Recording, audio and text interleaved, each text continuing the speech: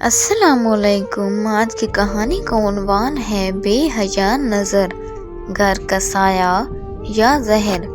گھر کی چار دیواری کو ہمیشہ ایک محفوظ جگہ سمجھا جاتا ہے، مگر جب وہی دیواریں کسی درندے کی ناپاک نظریں چھپانے لگیں تو وہ حفاظت کی بجائے قید بن جاتی ہیں۔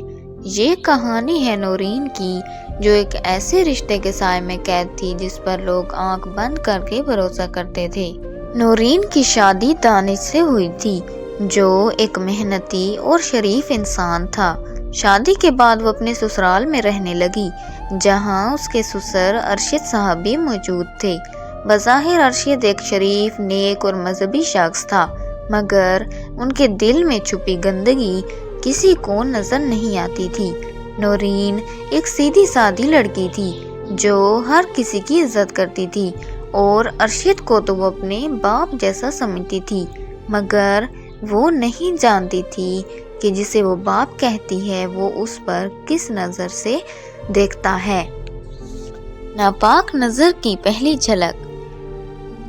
نورین کو شروع میں کچھ عجیب محسوس نہیں ہوا، مگر آہستہ آہستہ ارشد کی نظریں اس پر زیادہ دیر تک ٹہرنے لگی۔ جب وہ گھر کے کام کرتی تو وہ پاس آ کر بیٹھ جاتے، بے وجہ باتیں کرتے اور ایسے جملے کہتے جو عام لگتے، مگر ان کے پیچھے ایک عجیب سی بدنیتی ہوتی۔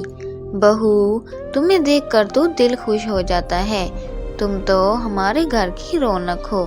شروع میں نورین نے ان کو زیادہ اہمیت نہیں دی، مگر پھر کچھ ایسا ہوا جس نے اسے ہلا کر رکھ دیا۔ ایک دن دانش دفتر گیا ہوا تھا اور نورین باورچی خانے میں کھڑی کھانا بنا رہی تھی۔ اچانک سے اسے محسوس ہوا کہ کوئی پیچھے کھڑا ہے۔ اس نے مڑ کر دیکھا تو ارشد صاحب تھے۔ بہو، تم تھک جاتی ہو، میں تمہاری مدد کر دیتا ہوں، انہوں نے مسکرا کر کہا۔ نورین کو ان کی موجودگی عجیب سی لگی، مگر اس نے کچھ نہ کہا۔ مگر جب وہ ایک طرف ہونے لگی تو ارشد نے اچانک سے اس کا ہاتھ تھام لیا۔ نورین کا دل دھک سے رہ گیا۔ اب تم بھی تو میری بیٹی جیسی ہو، تھوڑا قریب تو رہو۔ ارشد کے لہجے میں عجیب سی مٹھاس تھی، مگر نورین کی ریڑھ کی ہڈی میں جیسے سردی دوڑ گئی۔ وہ فوراً اپنا ہاتھ چھڑا کر باہر نکل آئی، مگر اس دن کے بعد سے وہ خود کو غیر محفوظ محسوس کرنے لگی۔ وقت کے ساتھ ارشد کی ہمت بڑھتی گئی۔ وہ جب بھی نورین کو اکیلا دیکھتا موقع ڈھونڈنے لگتا، کبھی بے وجہ اس کے قریب کھڑے ہو جاتا، کبھی کسی بہانے سے اس کے ہاتھ کو چھو لیتا۔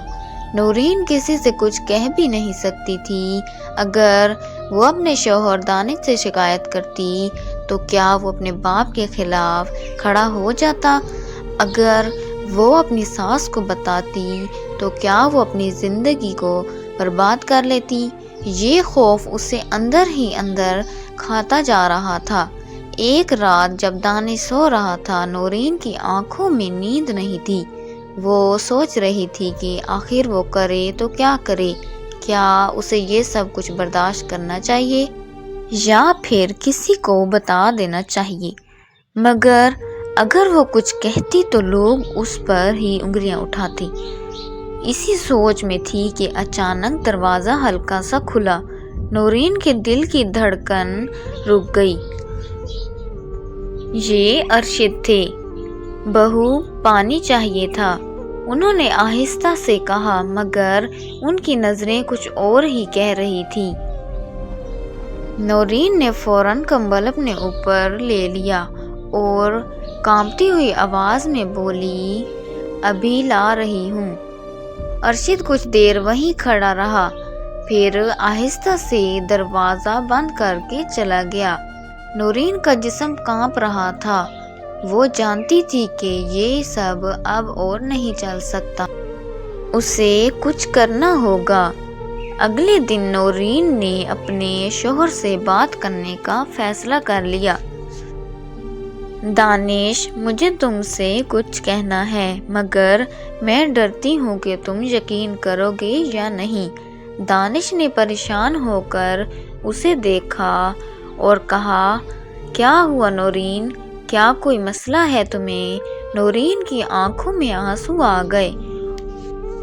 یہ جو تمہارے ابو ہیں نا، یہ مجھے عجیب نظروں سے دیکھتے ہیں، میرے قریب آنے کی کوشش کرتے ہیں، مجھے برا محسوس کرواتے ہیں۔ کمرے میں ایک لمحے کے لیے خاموشی چھا گئی۔ دانش کی آنکھوں میں حیرت تھی، مگر ساتھ ہی ایک شک کی جھلک بھی تھی۔ نورین، تمہیں شاید غلط فہمی ہوئی ہو۔ یہ سن کر نورین کا دل ٹوٹ گیا۔ دانش، تمہیں لگتا ہے کہ میں تمہارے باپ پر الزام لگا رہی ہوں؟ تمہیں لگتا ہے کہ میں جھوٹ بول رہی ہوں؟ دانش نے کچھ کہنا چاہا مگر الفاظ نہ ملے۔ نورین نے ایک گہری سانس لی اور کہا، اگر تم میرا یقین نہیں کرو گے تو میں خود اپنے حق کے لیے کھڑی ہوں گی۔ سچ کی جیت۔ نورین نے فیصلہ کر لیا کہ وہ اب خاموش نہیں رہے گی۔ اس نے اپنے والدین کو بلایا اور ان کے سامنے سب کچھ کھول کر رکھ دیا۔